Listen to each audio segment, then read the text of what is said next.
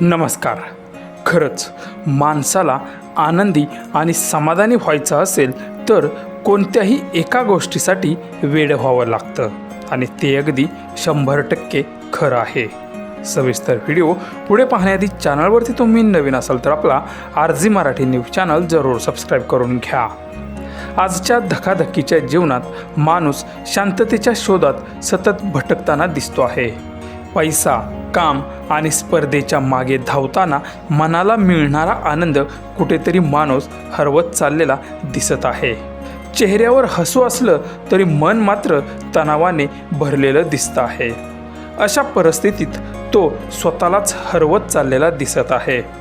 त्याला मनाची शांती या धावत्या शहरात मिळतच नाही.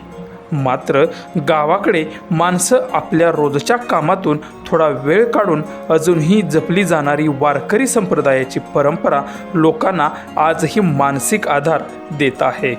आजही गावामध्ये संध्याकाळच्या वेळी मंदिरामध्ये जेव्हा भजन म्हणतात तेव्हा त्या भक्तिमय वातावरणात मात्र जी शांतता मनाला मिळते ती कुठेच मिळत नाही.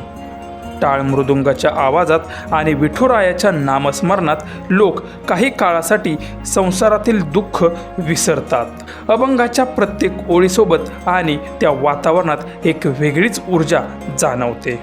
लोक विठुरायाच्या नामस्मरणात स्वतःलाच विसरून बसतात. मनातील दुःख, ताण आणि चिंता विसरून अनेकजण भक्तीच्या रंगात रंगून जातात. असाच एक व्हिडिओ सोशल मीडियावर सध्या व्हायरल होत असून भजनाच्या नादात एक आजोबा इतके बुडाले आहेत की त्यात ते पूर्णपणे स्वतःला विसरून देवाच्या नावात तल्लीन झाले आहेत. ते पुढे बघाच.